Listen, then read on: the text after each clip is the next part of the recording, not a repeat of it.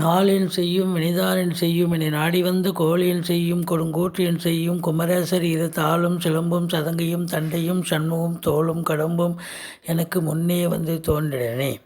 உலகமெங்கும் வாழ்ந்து கொண்டிருக்கும் ஸ்ரீ குபேரன் டிவி நேயர்களுக்கு சைதை ராஜாவின் அன்பான வணக்கங்கள். நாம் இப்பொழுது வாக்கிய பஞ்சாங்க அடிப்படையில் வார ராசி பலன்களை சொல்ல இருக்கிறோம். இந்த வார கிரகங்கள் எப்பேற்பட்ட பலனை வழங்கப் போகிறது என்பதை பார்க்க இருக்கிறோம். அதற்கு முன் 2 நாட்கள் முக்கியமான நாட்கள் வருகிறது. 14/6/2022 பௌர்ணமி திதி, ஈஸ்வரனை வழிபாடு செய்ய உகந்த நாள். 15/6/2022 மூல நட்சத்திரம், ஆழ்ச்சனரை வழிபாடு செய்யக்கூடிய உன்னதமான ஒரு நாள். ஜூன் 13, ஜூன் 17 முகூர்த்த நாட்கள் வருகிறது. இந்த கிரகங்கள் 12 ராசிகளுக்கும் எப்பேற்பட்ட பலனை வழங்கப் போகிறது என்பதை ஒவ்வொரு ராசியாக பார்ப்போமா? கும்ப ராசிக்கு இந்த வாரம் எப்படி இருக்கும்? கும்ப ராசி அதிபதி சனி பகவான் 12ஆம் இடத்தில் இருந்தாலும் வக்ரகதியில் இருக்கிறார். 12ல் இருந்தால் ஆட்சிநாதன் அவருடைய ராசிநாதனே சனி பகவான் தான். கும்பராசிக்கு 12ல் ஆட்சியில் இருப்பது சிறப்பு, இருந்தாலும் வக்ரம் இருப்பது சிறப்பல்ல. அப்போது ஒரு பின்னடைவை சந்திக்கக்கூடிய ஒரு அமைப்பு இருக்குது. கொஞ்சம் வெளிவட்டார பழக்க வழக்கம், வேலை பார்க்குற இடம், நட்பு வட்டாரம், சொந்த பந்தம், இது மாதிரி இடங்களில் கொஞ்சம் விழிப்புணர்ச்சியாக இருங்க. மற்றபடி இந்த கும்பராசிக்கு குரு பகவான் 2ஆம் இடத்துல மீனத்தில் வந்து அமர்ந்தது யோக பாக்கியத்தை தரக்கூடிய ஒரு காலகட்டம். பாருங்கள், 2க்கும் 11க்கும் உடைய குரு பகவான் 2ஆம் இடத்துல ஆட்சி பீடத்தில் ஏறி இருக்கிறார்.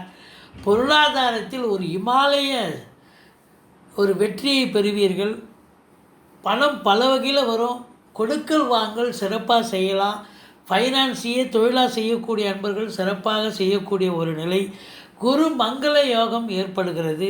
வாக்கு சம்பந்தப்பட்ட தொழில் செய்யக்கூடிய கும்பராசி அன்பர்களுக்கு நல்ல ஃப்ளரிஷ் ஆகி நல்ல சம்பாத்தியம் பண்ணக்கூடிய ஒரு காலகட்டம். பொருளாதாரத்தில் நீங்கள் நினச்சதை விட பன்மடங்கு கிடைக்கக்கூடிய ஒரு வாரம் இந்த வாரம்.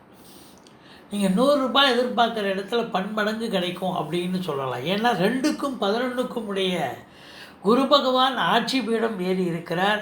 பொருளாதாரத்தில் ஒரு சுபீட்சம் ஏற்படும். குடும்பத்தில் நிம்மதி, அமைதி, சந்தோஷம், குதூகலம் நிச்சயமாக ஏற்படக்கூடிய ஒரு காலகட்டம். 3ஆம் இடம் என்று சொல்லக்கூடிய 3ஆம் இடத்துல ராகு பகவான் இருக்கிறார். முயற்சி ஸ்தானத்தில் நீங்கள் எடுக்கும் முயற்சிகள் சக்ஸஸ் ஆகும். ஆனாலும் இளைய சகோதரம் உங்களுக்கு பகையுணர்ச்சியோடு பணியாற்றுவார் இருப்பார். 4ஆம் இடம் என்று சொல்லக்கூடிய சுக்கிர பகவான் 3ஆம் இடத்துல ராகுவோடு இணைஞ்சிருக்கிறார். இந்த ராசிக்கு 4க்கும் 9க்கும் உடைய சுக்கிரன் 3ஆம் இடத்துல ராகுவோடு இணைஞ்சிருப்பது என்பது சரியில்லாத ஒரு சூழல். தாய் வழி சொந்தங்கள் உங்களுக்கு பகையுணர்ச்சியோடு இருப்பார்கள். வண்டி வாகனங்களை வச்சு சம்பாத்தியம் செய்யக்கூடிய அன்பர்களுக்கு ஏதாவது செலவினங்கள் ஏற்படும், மன உளைச்சலை தரும். அதில் குறிப்பாக சினிமா மற்றும் தொலைக்காட்சி பிரிவில் பணியாற்றக்கூடிய பணியாளர்கள், நடிகைகள், டெக்னீஷியன்கள், எடிட்டர்கள், கேமராமேன்கள், புகைப்பட கலைஞர்கள் அத்துணை பேருக்கும் பார்த்திங்கன்னு சொன்னால் ஒரு பின்னடைவை சந்திக்கக்கூடிய ஒரு அமைப்பு. வேலை கிடைக்கிற மாதிரி இருக்கும், வாய்ப்பு வர்ற மாதிரி வரும், ஆனால் கை நழுவி போகும் அப்படின்னு சொல்லலாம்.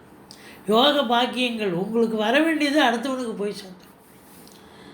மற்றபடி 5ஆம் இடம் என்று சொல்லக்கூடிய இடத்தில் 7ஆம் இடத்து அதிபதி சூரியன் அமர்ந்திருக்கிறார். அப்போது வாழ்க்கை துணை உங்களுக்கு ஆதரவாக இயங்கக்கூடிய ஒரு காலகட்டம். 6ஆம் இடத்தை குரு பகவான் பார்க்கிறார். எதிரிகள் ஓடி ஒளிவார்கள்.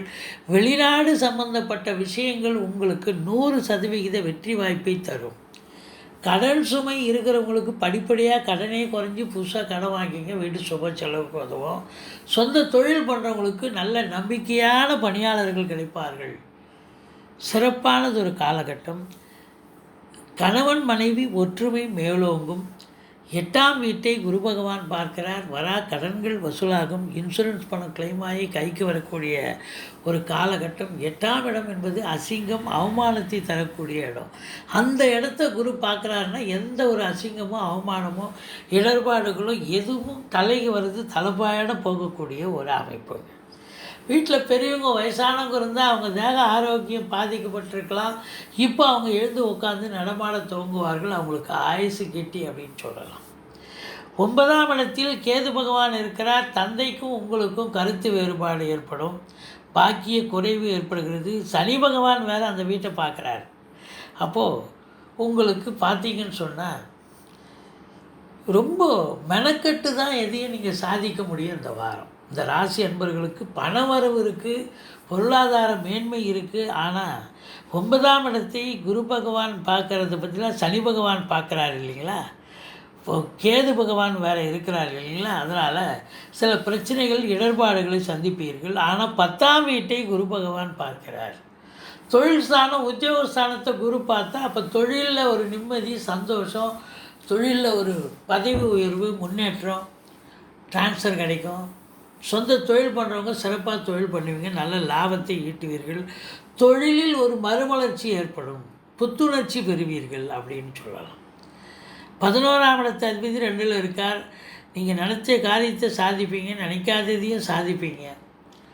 முதல் திருமணம் முறிவு ஏற்பட்டவர்களுக்கு 2வது திருமணத்திற்காக காத்திருக்கும் அன்பர்களுக்கு நல்லதே நடக்கக்கூடிய ஒரு சூழல்.